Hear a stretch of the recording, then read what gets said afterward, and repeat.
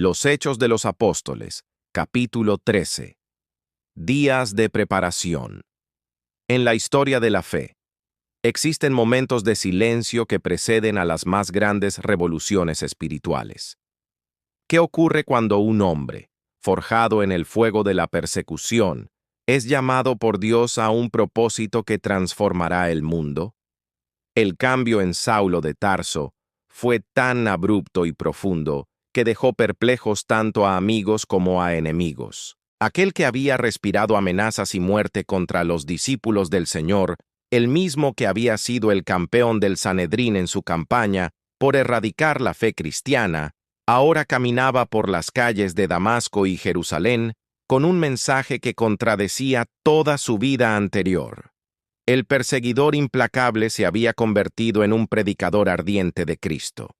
La noticia de su conversión resonó como un trueno, sembrando asombro y desconcierto. Los creyentes, que antes huían de su sombra, ahora lo escuchaban proclamar con una convicción inquebrantable el nombre que una vez intentó borrar de la historia.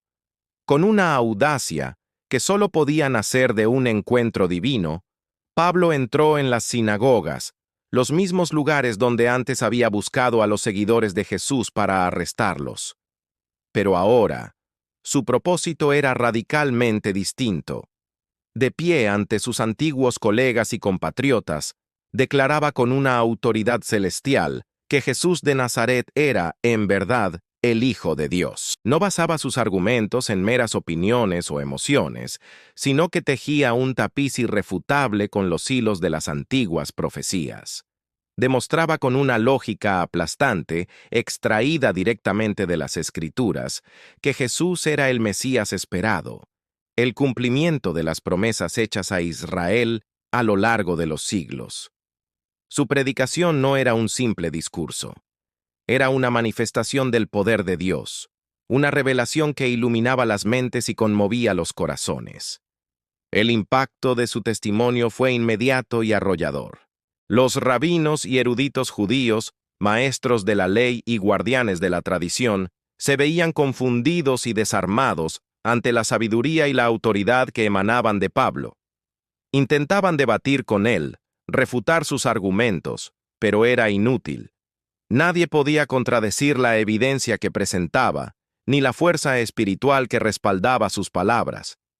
El hombre que conocían como un fariseo celoso y un erudito brillante, ahora manejaba las Escrituras con una profundidad y una claridad que los superaba, demostrando que su conocimiento no provenía de las escuelas de Jerusalén, sino de una fuente mucho más alta. Para los líderes judíos que lo habían comisionado, la situación era más que desconcertante. Era una traición de proporciones épicas. El arma que habían forjado para destruir a la Iglesia se había vuelto en su contra, convirtiéndose en su más poderoso defensor. Lo habían enviado a Damasco con cartas y autoridad para capturar a los cristianos y llevarlos encadenados a Jerusalén. Ahora, lo veían en esas mismas ciudades, no solo predicando a Cristo, sino fortaleciendo a los creyentes, animando a las comunidades que juró aniquilar y edificando la fe que se había propuesto demoler. El enemigo se había convertido en el más grande de los aliados. Un giro del destino que solo podía ser obra de una mano divina, un plan maestro que escapaba a toda comprensión humana. Pero antes de que Pablo pudiera lanzarse de lleno a la misión que sacudiría los cimientos del Imperio Romano, Dios tenía un plan de preparación para él. Lo llevó al desierto de Arabia, un lugar de silencio, soledad y despojo. Lejos del bullicio de las ciudades y del fragor de los debates teológicos, el apóstol necesitaba un tiempo de profunda comunión con su Creador. Era necesario vaciar su mente de los prejuicios farisaicos, del orgullo intelectual y de las tradiciones de los hombres que durante tanto tiempo habían oscurecido la verdad. En la quietud del desierto, Dios comenzó a llenar su corazón con una sabiduría pura, celestial, una revelación directa que no pasaba por el filtro de la interpretación humana. Fue en esa soledad, bajo el vasto cielo estrellado de Arabia, donde Pablo aprendió la lección más importante de su vida, la esencia de la verdadera educación celestial. Comprendió que el Evangelio no era un conjunto de doctrinas que se aprenden, sino una vida que se vive. Experimentó la unión del ser humano con el infinito, una comunión tan íntima y profunda con Cristo que su propia identidad comenzó a fundirse con la de su Salvador. Ya no era Saulo el fariseo, sino Pablo, un siervo de Jesucristo, cuyo único deseo era conocerlo y darlo a conocer. Esta comunión transformó su teología en testimonio, su conocimiento en amor y su celo en una pasión santa por las almas. En medio de esa profunda introspección, las palabras que había escuchado en Damasco resonaron con una nueva claridad y un poder renovado. Recordó la voz de Jesús en el camino, llamándolo por su nombre y revelándole su propósito. Recordó las palabras proféticas de Ananías, un simple discípulo a quien Dios había enviado para restaurar su vista y confirmarle su llamado. Sería un testigo de Cristo, y no solo ante sus hermanos judíos, sino también ante los gentiles, ante reyes y gobernantes. En el desierto, la magnitud de esa comisión se desplegó ante él. Entendió que su vida ya no le pertenecía. Había sido apartada para una misión que trascendería fronteras, culturas y generaciones. Esta revelación directa de Dios le otorgó una independencia espiritual única. Pablo comprendió que su apostolado no dependía de la aprobación de los hombres, ni siquiera de los apóstoles que habían caminado con Jesús en Jerusalén. Inocente. Su llamado no provenía de una sucesión humana, sino directamente de Jesucristo y de Dios Padre. Esta convicción lo liberó de la necesidad de buscar la validación de otros y le dio la audacia para predicar el Evangelio con una autoridad inquebrantable, sabiendo que respondía únicamente ante el Rey de Reyes. Se veía a sí mismo como un embajador enviado por el cielo, con un mensaje que no podía ser alterado ni diluido por la sabiduría humana. Armado con esta certeza divina, Pablo tomó una decisión que definiría todo su ministerio. Se propuso no saber otra cosa entre los hombres, sino a Jesucristo, y a este crucificado. Renunció a la elocuencia persuasiva, a los discursos pulidos y a la sabiduría filosófica que tanto valoraba el mundo grecorromano.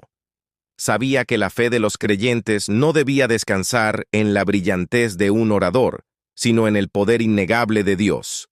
Su predicación sería una demostración del Espíritu y de poder, confiando en que la cruz, aunque locura para los sabios y tropiezo para los religiosos, era el poder y la sabiduría de Dios para la salvación de todo aquel que cree. Sin embargo, el camino del apóstol estaba lejos de ser fácil.